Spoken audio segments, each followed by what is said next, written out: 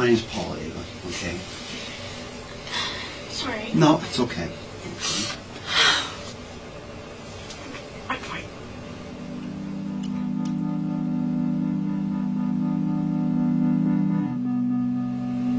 Take as much time as you want, okay?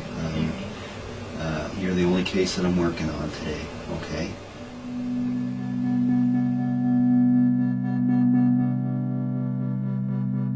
Going into it, I felt like I trusted the police. I had no reason not to trust the process and to trust the system and to trust these gentlemen who were interviewing me.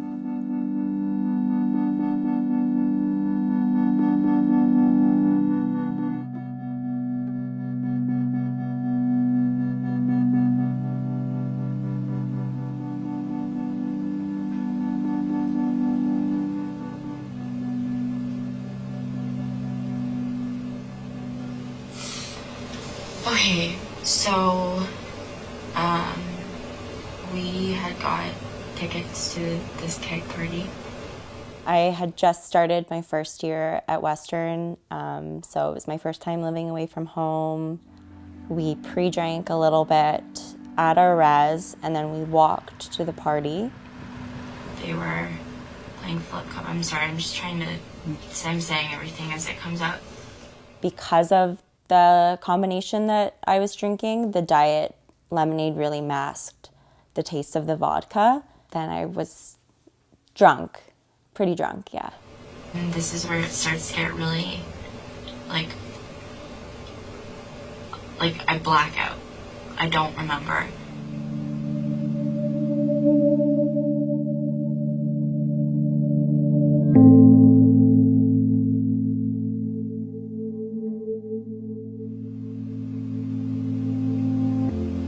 I was outside with some guy and we were making out, like that was consensual.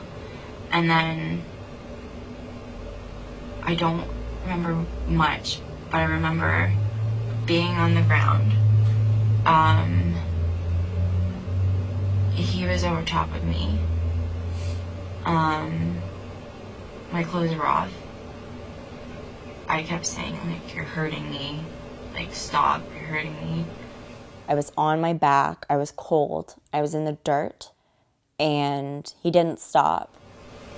The next thing I know is there's a bunch of people with camera phones taking pictures. I don't know what they're doing, and they're saying things. And, like,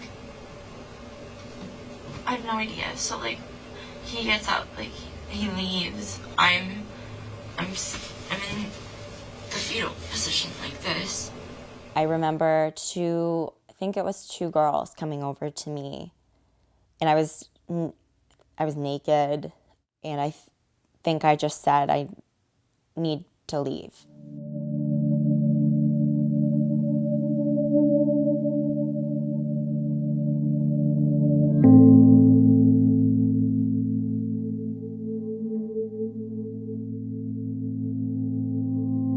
I was told that my parents were called in the middle of the night, and I can't imagine the terror of getting a call in the middle of the night that your daughter, who's 18, has been raped.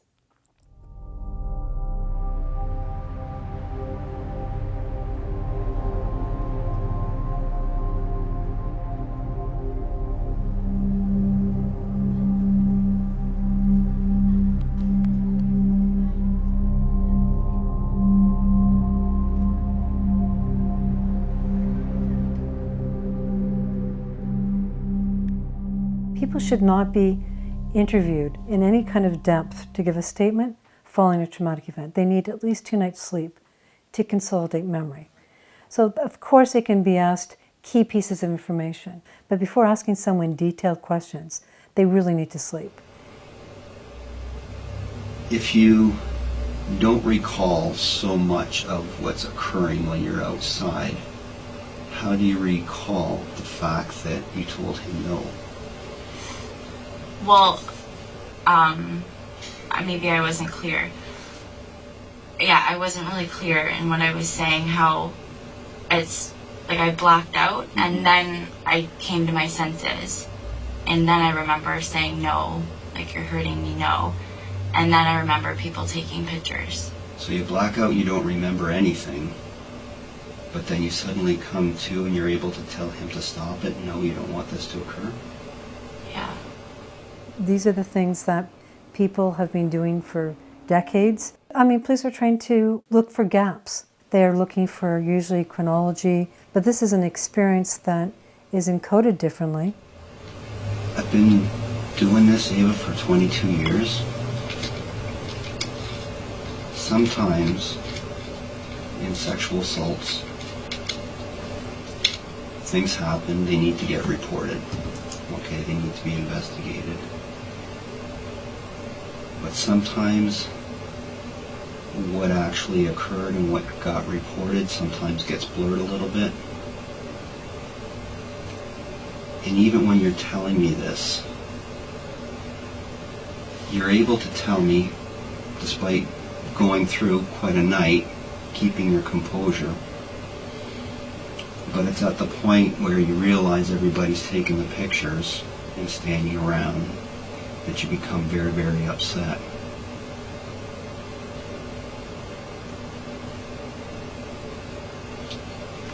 Which leads me to wonder, was it consensual up until that point? And it's not so much the sex that's the issue here. It's the voyeurism on everybody else's part with the cameras. Do you see what I'm saying? Yes, I do see what you're saying. But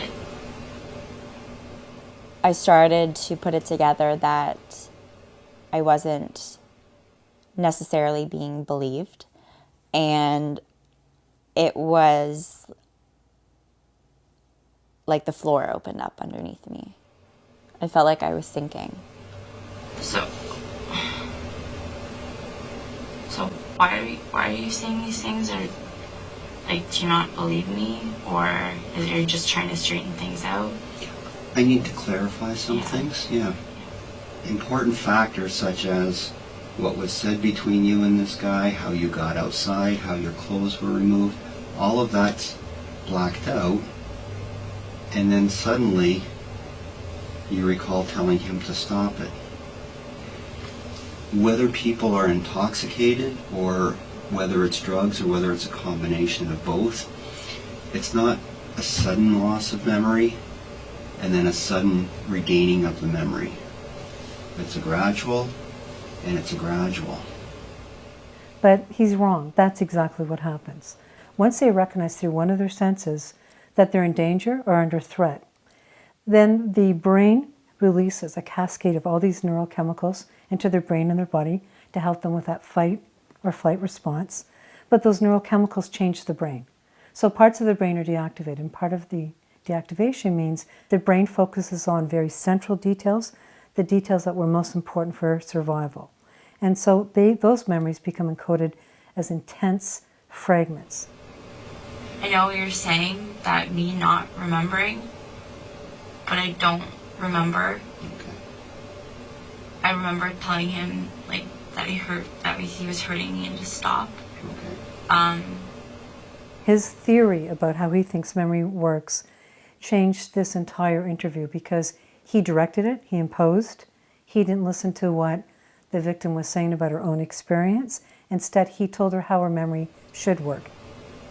And we did come across people at the party that really don't know you, don't know him, but, like I said, saw you in the basement with him, making out, and what appeared to be on the side of the house, consensual sex, until it was discovered that all these cameras are around, all these people are around. I felt like they insinuated that it wasn't a rape, it wasn't what I thought it was, and I really doubted myself. I knew the way they treated me, but once you have that tiny, tiny seed of doubt planted by people who really are insinuating that they don't believe you, you question everything. Is it possible, given the scenario, that it started off consensual? It is It is possible. Okay. I don't know, but I will give you that it is possible from what you're telling me and what I'm hearing. When someone is interviewing you, and 90% of communication is nonverbal. So someone's sitting in there and they're not believing you, and they're not making you feel safe and understood. That also puts your brain under stress. And so once you're under stress and you realize, I'm not being believed, that also alters the way you can even tell a story. So it's not like I'm... No, I know. Yeah, there was a huge shift in her emotional energy of someone who seemed quite willing to talk about it to really looking, at one moment it looked like she kind of recoiled from what he said. And she just slowly became diminished, and her voice became smaller, and he did most of the talking. And that's another marker of a bad interview. Sorry, I'm just trying to... Yeah. She picks up all kinds of his doubt about her story, and it starts to change her demeanor immediately. And he shuts her right down. Think about it for a minute, Ava. I'm going to go check on the video recording, and I'll be back in 1 minute, okay? You're still trying to get the story. You're still trying to get details. You're still trying to get things for evidence. So you're still trying to get at the same end result. But the manner, the belief system, the nature of the interview, all of it needs to change. Because what you should be doing is creating a sense of safety and security, and be able to get that person to tell everything they can without you changing or altering or distorting it.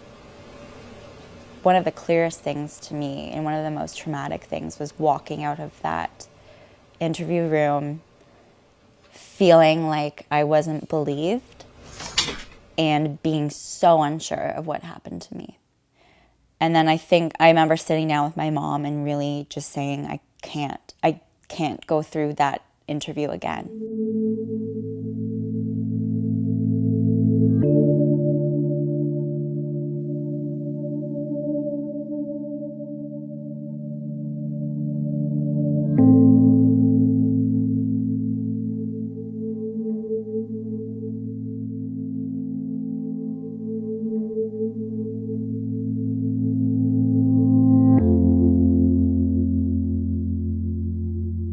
I felt so icky after, and it really wasn't until that interview where I felt icky and I felt shame for what happened to me. And so if I had felt more supported in my interview and felt more believed, then I would have gone forward with the process.